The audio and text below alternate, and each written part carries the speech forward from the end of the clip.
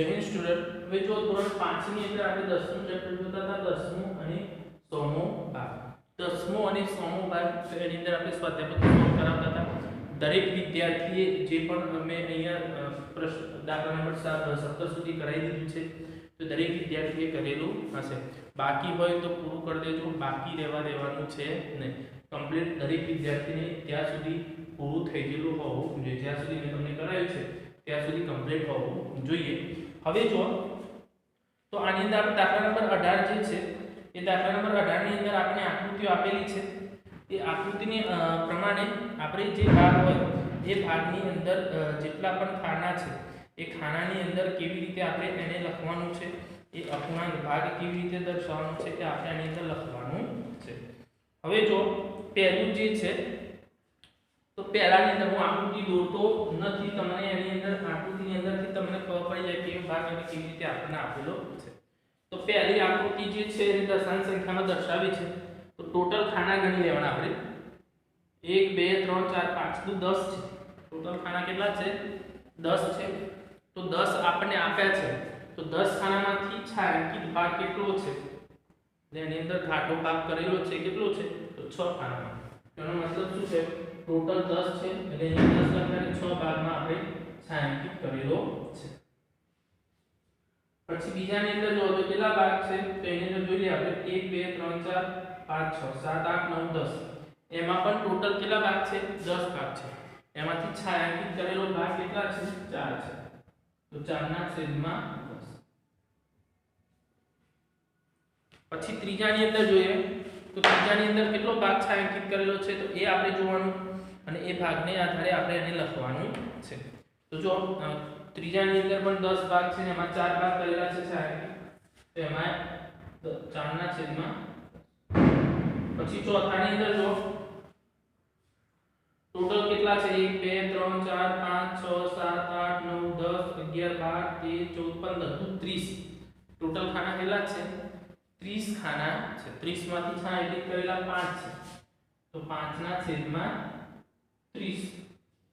પછી પાંચમા નંબરની અંદર જોઈએ આપણે તો એની અંદર જો 1 2 3 4 5 6 7 8 1 2 3 4 5 8 5 40 ખાના છે, એમાંથી છાંયાંકિત કરેલા કેટલા છે?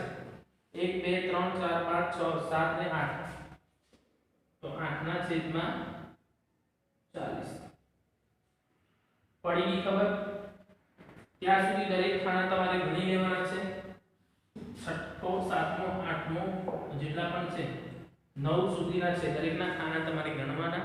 સિમ્પલ છે। ટોટલ ખાના હોય નીચે લખવાના અને ઉપર છાંયાંકિત કરેલા ઘાટા વર્ણના કરેલા છે એ ઉપર તમારે લખવાના। આ અપૂર્ણાંક સ્વરૂપ શું થાય? અપૂર્ણાંક સ્વરૂપ થાય છે અને જે આપણે આપ્યું છે એનું અપૂર્ણાંક સ્વરૂપ આપણે આ રીતે લખી શકાય। હવે જો દાખલા નંબર 19 છે તો 19 ની અંદર કેવી રીતે આપણે લખવાનું છે એને ધ્યાન રાખજો તમે।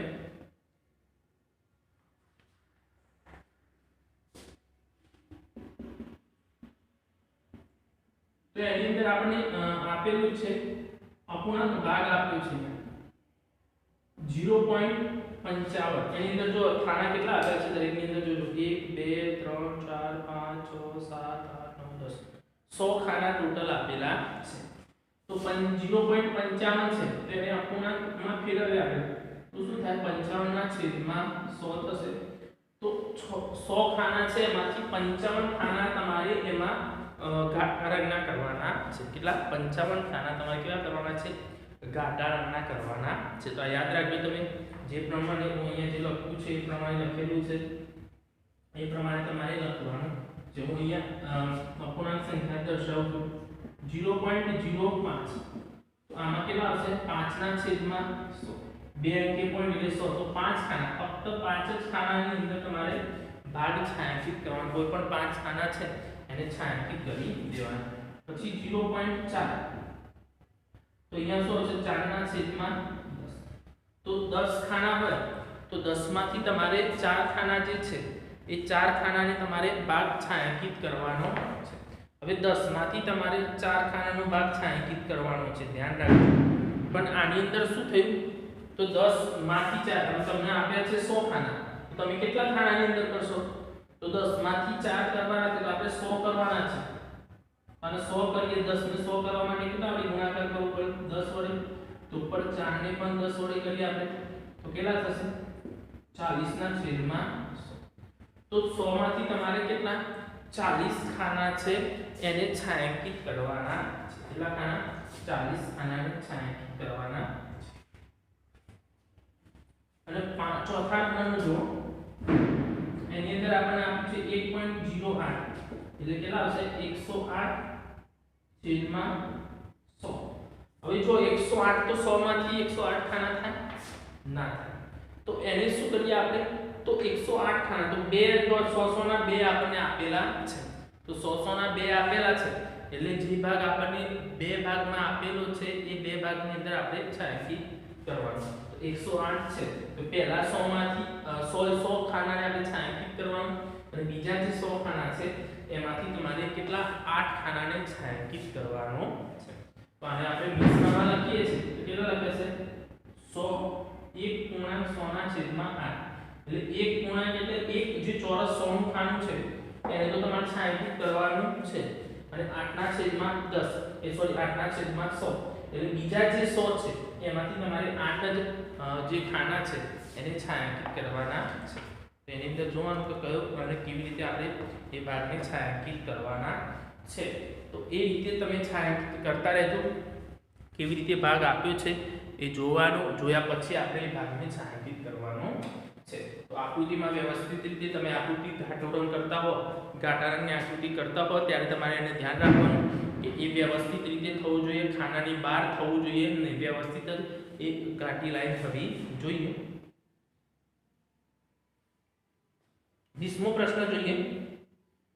તો 20મા પ્રશ્નની અંદર આપણને આપેલું છે પ્રમાણે તો જે સંખ્યા લખેલી છે એ પ્રમાણે આપણને ખબર પડશે કે કઈ સંખ્યા કેવી રીતે આપણે લખવાની છે અને કેવી રીતે આપણે એને દર્શાવી શકાય છે. હવે એક કોષ્ટક આપણને આપેલું છે. શું છે એની અંદર? દેશ, નાણું અને ભારતીય રૂપિયામાં રૂપાંતર કરવાનું.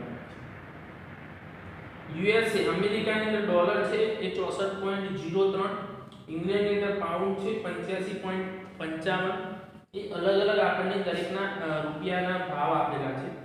એટલે ડોલરની અંદર શું કે $1 હોય એટલે ભારતના કેટલા રૂપિયા થાય? 64.03. એ રીતે અહીંયા દર્શાવેલું. આ 2017 નો ભાવ છે. 2017 ની અંદર તે 2020 ની અંદર ભાવ વધી ગયો છે. તો દરેકની અંદર અલગ અલગ આપ્યું છે. જો શ્રીલંકાની અંદર 1 રૂપિયો તો ભારતની અંદર 0.41 થાય. શ્રીલંકાની અંદર રૂપિયો છે, ધ્યાન રાખજો. સિંગાપુરની અંદર ડોલર છે એમાં એનો ભાવ છે 47.50. તો એની આધારે આપણે પ્રશ્નનો જવાબ પાછળ આપવાના છે. ઉપરાંત યાદીમાં કયા દેશનું નાણું ભારતીય રૂપિયામાં સૌથી વધારે કિંમત ધરાવે છે? તો સૌથી વધારે કિંમત કઈ ધરાવે છે? દાખલા નંબર 20 પહેલું. તો સૌથી વધારે કિંમત કોની છે? 85 છે. ઇંગ્લેન્ડ. તો કોણ છે એ? ઇંગ્લેન્ડ જે છે એ સૌથી વધારે ભાવ કેટલો છે એનો ભાવ?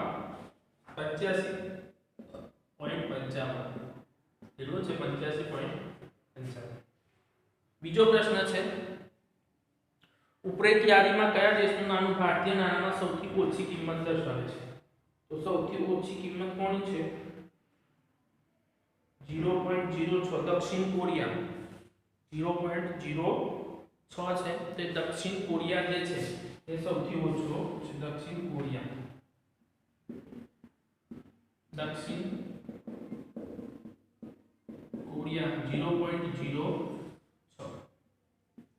નંબર 3 તમારે નોટબુક ની અંદર તમે જ્યારે લખતા હો ત્યારે પ્રશ્નો લખવાના ધ્યાન રાખજો. સમીરના કાકા અમેરિકાથી તેના માટે ભેટ તરીકે $50 મોકલે છે તો ભારતીય ચલણ પ્રમાણે તેની પાસે કેટલા રૂપિયા હશે? તો ભારતીય ડોલર પ્રમાણે એની જોડે કેટલા રૂપિયા થાય આપણે કરવાનું છે. $50 મોકલાવે છે.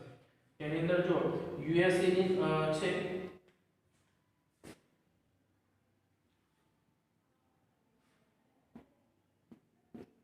$1 બરાબર યુએસએ ના કેટલા છે? 64.03.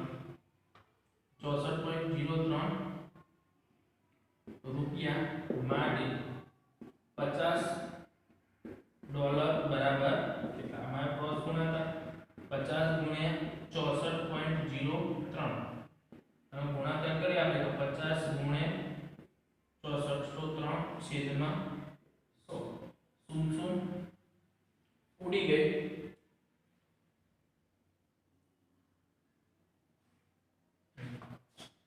5 દુ 10 6403 છેદમાં 2 બરાબર હવે આપણે આનો ભાગાકાર કરવાનો છે 6403 છે ને 6403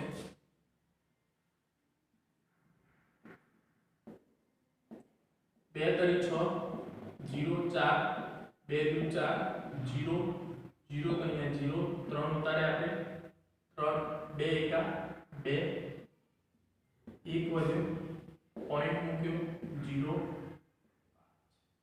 એટલે 32 તો 1.50 રૂપિયા એટલે કેટલા થશે તો આપણે પોઈન્ટમાં લખ્યો છે જેને શબ્દોમાં અને રૂપિયામાં લખવું હોય તો આપણે આ રીતે લખી શકીએ 3201 રૂપિયા અને 50 કેટલા થશે 50 પૈસા નંબર 4 દર્શનાની કાકી તેના માટે ચીનથી એક બેટ લાવે છે તેની કિંમત 100 યુઆન છે તો તે ભારતીય ચલણ પ્રમાણે તેની કિંમત કેટલી હવે ચીનની અંદર યુઆનની કિંમત 9.74 છે 9.74 એક યુઆન બરાબર રૂપિયા 9.74 માટે કેટલા યુઆન આવે છે 100 યુઆન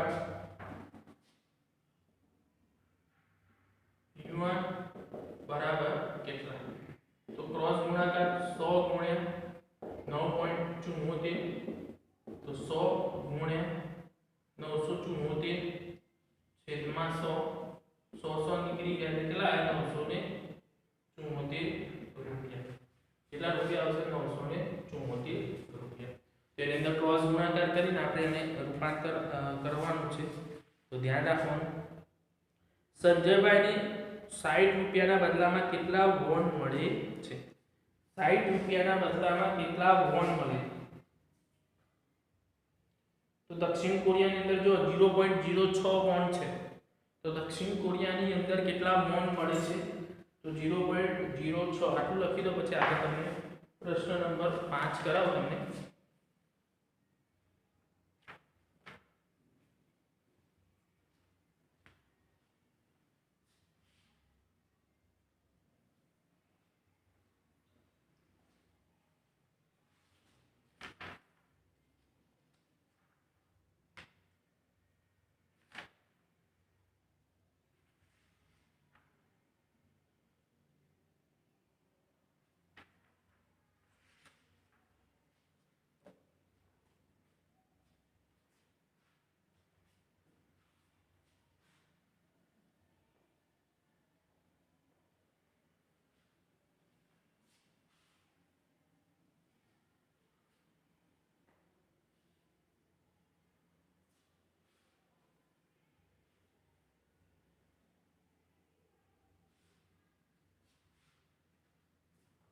હવે જો 60 વોન 60 રૂપિયામાં કેટલા વોન મળે છે 0.06 આપે છે તો પાંચમા નંબરનો દાખલા નંબર 20 નો પાંચમો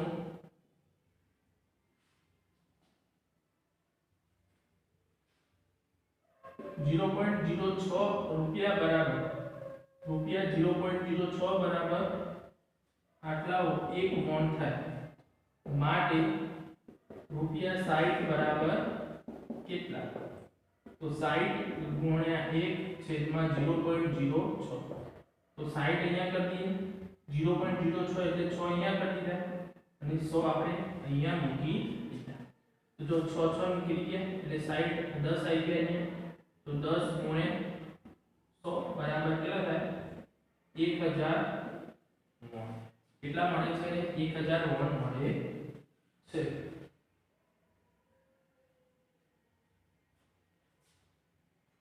પછી જો દિલીપભાઈ ને 819 રૂપિયા બદલામાં કેટલા હોંગકોંગ ડોલર મળે છે જાતે કરી દેજો તમે પછી જો છાપમાં સુરેશભાઈ દીપકભાઈ રાકેશભાઈ અનુક્રમે જાપાન નેપાળ અને શ્રીલંકામાં કામ કરે છે જો તેમ દરેકને ત્યાંના ચલણ મુજબ પગાર પેટે 10000 રૂપિયા રકમ ચૂકવવાથી હોય તો ભારતીય ચલણ પ્રમાણે કોને વધારે રૂપિયા મળે છે તો કોને વધારે રૂપિયા આપણે મળે છે એ શોધવાનું છે તો 7મા નંબરનું આપણે જોઈએ 6થા નંબરનું જાતે કરી દેજો તમે 7મા નંબરનું तो जो दीपक भाई सुरेश भाई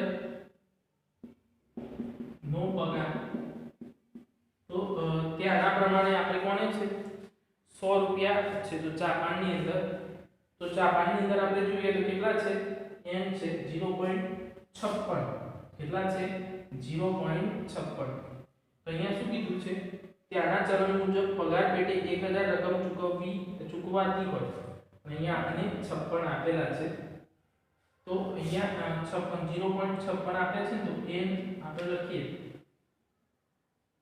1 n બરાબર 0.56 રૂપિયા 0.56 માટે પેલું 10000 છે ને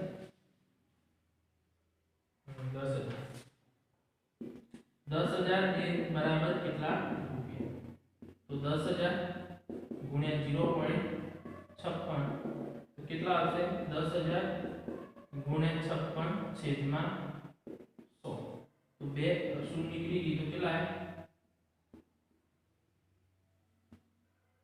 5600 રૂપિયા પગાર છે કેટલો છે 5600 રૂપિયા સુરેશભાઈનો છે પગાર પછી બીજો છે કોણ છે सॉरी जापान में जापान कीधुं हां जापान एन छे પછી નેપાળની અંદર દીપકભાઈ તો નેપાળની અંદર 0.65 રૂપિયા છે દીપક ભાઈનો પગાર તો ત્યાં શું છે તો જાપાન નેપાળની અંદર રૂપિયો છે તો નેપાળનો રૂપિયો 1 રૂપિયો બરાબર રૂપિયા 0.62 માટે 10000 રૂપિયા બરાબર કેટલા તો આને ક્રોસ ગુણાકાર 10000 ગુણ્યા 0.62 તો અહીંયા લખીએ આપણે 10000 પોઈન્ટ કાઢી નાખીએ બે અંકી તો ભાગે કેટલા આવે 100 તો 0 ઉડી ગઈ એકની કોઈ કિંમત નહીં કેટલા આવશે 6200 રૂપિયા એમને આવશે ત્રીજો છે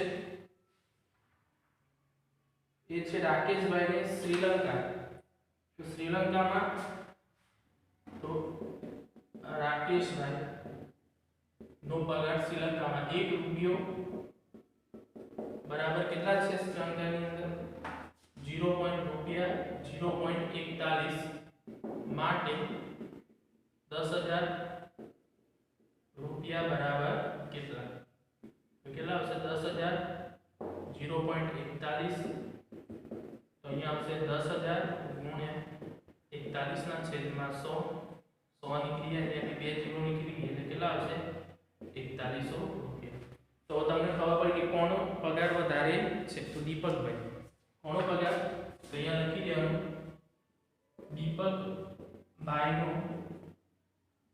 પગાર વધારે કોનો વધારે છે દીપકભાઈનો વધારે છે તો એ રીતે આપણે એને પ્લસ માઈનસ લખી શકીએ છીએ 8મા નંબરનો છે જાતે કરી દેજો એની અંદર ધ્યાન રાખજો કેવી રીતે કરવાનો છે જો પ્રીનુના પિતા સિંગાપુરમાં કામ કરે છે તેમનો પગાર પેટે 1000 સિંગાપુર ડોલર મળે છે અરુણના પિતાજી ઓસ્ટ્રેલિયામાં કામ કરે છે તેમને પગાર પેટે 980 ऑस्ट्रेलियन डॉलर મળે છે તો પગાર પેટે ભારતીય ચલણ પ્રમાણે કોણે વધારે બસ આ રીતે સેમ ટુ સેમ આમાં 3 છે એમાં 2 છે પણ બંનેના અલગ અલગ આપને આપેલા છે તો એને આ રીતે શોધવાનું છે તો આ રીતે તમે એને શોધી જાતે કરી દેજો. 6થા નંબરનો અને 8મા નંબરનો જે છે પ્રશ્ન એ તમારે જાતે કરવાનો છે. આટલું લખી દો. પછી આગળ દાખલા નંબર 21 આપણે કરાવીએ તમને.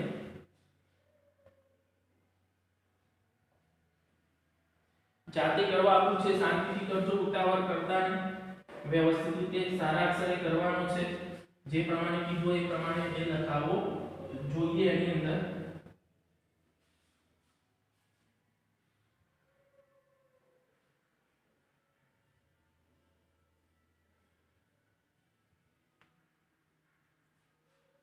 હવે જો 21 નંબરનો જે દાખલો છે એ દાખલા નંબર 21 છે. એમાં છે કોષ્ટક આપ્યું છે સોમવાર, મંગળવાર અને બુધવારે આપણને મહત્તમ તાપમાન અને ન્યૂનતમ તાપમાન, મહત્તમ એટલે વધારે, ન્યૂનતમ એટલે ઓછું. તો દરેકનું આપણને આપ્યું છે. આપણે એને આધારે નીચે પ્રશ્નોના જવાબ લખવાના છે. પહેલો પ્રશ્ન છે કયો દિવસ સૌથી વધુ ગરમ છે? તો કયો દિવસ સૌથી વધુ ગરમ? હવે ધ્યાન રાખજો, મહત્તમ તાપમાન એટલે એની ગરમી અને લઘુત્તમ એટલે એની ઠંડુ વાતાવરણ. તો કયો દિવસ સૌથી ગરમ છે? તો જો ગરમ તો 35.4, 35.8 અને 35.7. એમાં 35.8 મંગળવાર સૌથી ગરમ છે. તો અહીંયા લખીએ મંગળવાર 35.8 ડિગ્રી સેલ્સિયસ એટલે સૌથી વધારે ગરમ છે. સોમવારના મહત્તમ અને ન્યૂનતમ તાપમાન વચ્ચેનો તફાવત. હવે તફાવત સોમવારનો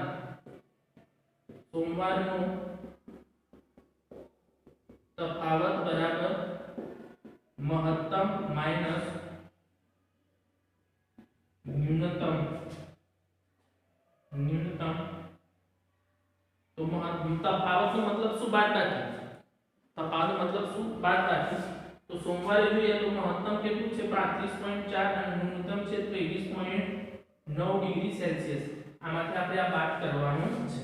તો 10 ખોલી જોઈએ તો 14 માંથી 9 જાય એટલે 5 પોઈન્ટનો પોઈન્ટ. 10 ખોલી તો 4 માંથી 3 જાય તો 1 અને અહીંયા એટલે કેટલું થશે 11.5 ડિગ્રી સેલ્સિયસ. કેટલું થશે 11.5 ડિગ્રી સેલ્સિયસ એનું તાપમાનમાં તફાવત જોવા મળશે. તો તમારે ત્રીજા નંબરનો છે જાતે કરવાનો. બુધવારનું મહત્તમ અને ન્યૂનતમ તાપમાનનો તફાવત આ રીતે શોધવાનો છે. ચોથા નંબરનો દાખલો જો સોમવારનું ન્યૂનતમ તાપમાન બુધવારના ન્યૂનતમ તાપમાન કરતાં વધારે છે કે ઓછું? કેટલું? તો જો સોમવારનું ન્યૂનતમ તાપમાન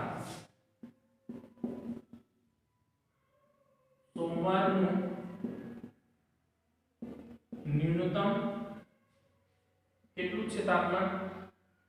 સોમવારનું ન્યૂનતમ 23.9 ડિગ્રી સેલ્સિયસ અને બુધવારનું ન્યૂનતમ કેટલું છે 23.6. તો શું કીધું? ન્યૂનતમ કરતા વધારે છે કે ઓછું? આપણે શું કરી શકીએ? વધારે આવશે. સોમવારમાં વધારે આવશે ને તો વધારે. કેટલું વધારે? તો એનો તફાવત શોધવો પડે. તફાવત બરાબર 23.9 માઈનસ 23.6. તો બાદબાકી કરી દઈએ તો 9 માંથી 3 6 જાય તો 3 અને 0